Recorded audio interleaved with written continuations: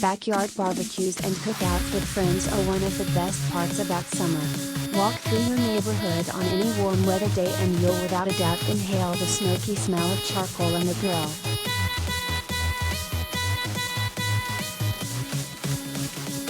Here's the question, though, do you trust your friends enough to serve you food safely? Seriously, think about what you saw them do in college and then answer that question.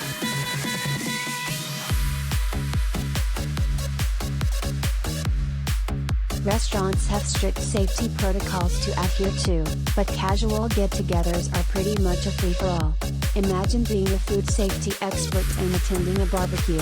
They're trained to be aware of potential foodborne illness risks. If you want to make sure the barbecue you're hosting, or attending, is up to the level of snuff, there are 3 big risks to be aware of.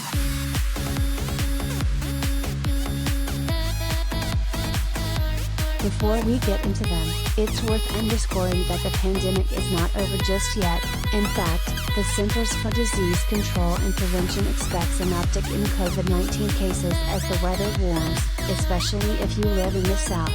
For this reason, it's important to get vaccinated and boosted if you haven't already.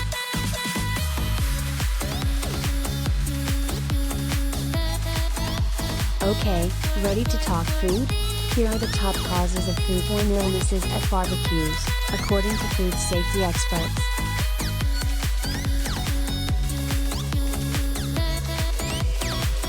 Reason 1, germs from your close friends.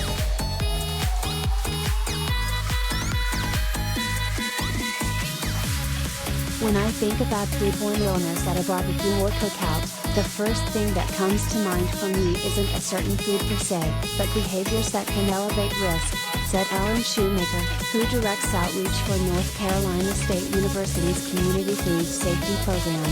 The number 1 risky behavior she's talking about, not washing your hands.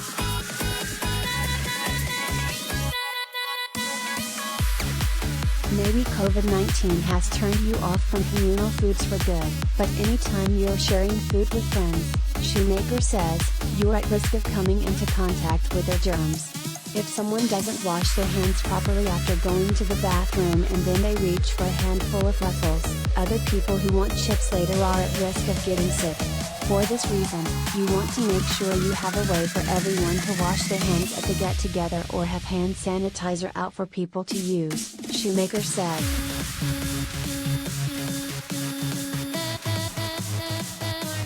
Reason 2, food is left out in the sun too long.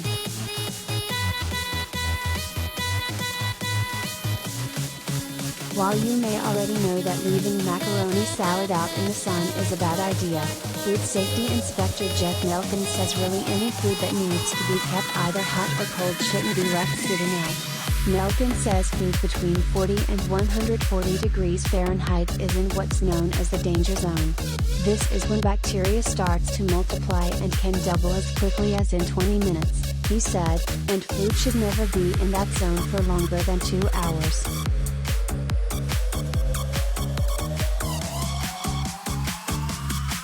To be safe, Shoemaker advises that cold food dishes shouldn't be kept out longer than an hour.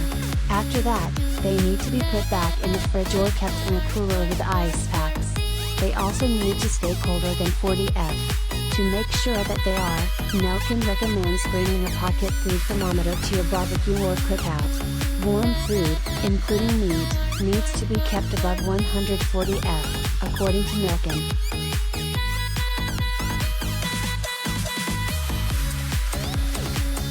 If the barbecue or cookout is at someone's house, I recommend only putting small amounts of food out at a time and then you can replenish with additional small amounts of food as time goes on, Shoemaker said.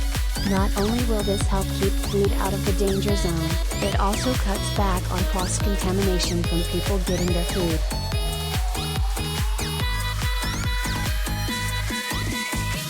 Reason 3, the meat is undercooked or has contaminated other foods.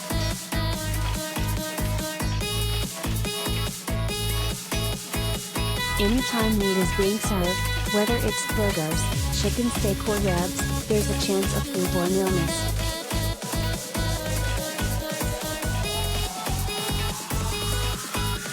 Both food safety experts say it's key that nothing that touches raw meat touches it again once it's cooked. They recommend having a designated plate and cooking utensils solely devoted to raw meat handling that should never touch cooked meat.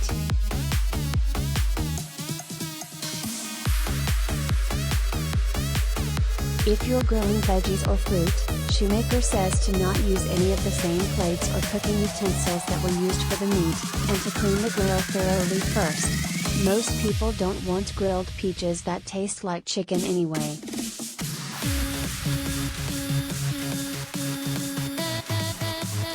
Nelkin said it's also important that the meat is cooked thoroughly, which is, again, where that food thermometer is key. Chicken should be cooked to at least 165 F, beef should be at least 145 F, and ground beef should be at least 160 F, according to the U.S. Department of Agriculture.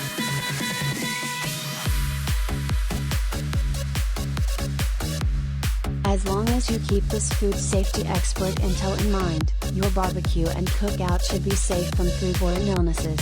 Now the only worry on your mind will be coming up with an excuse for getting out of work the next day so you can do it again.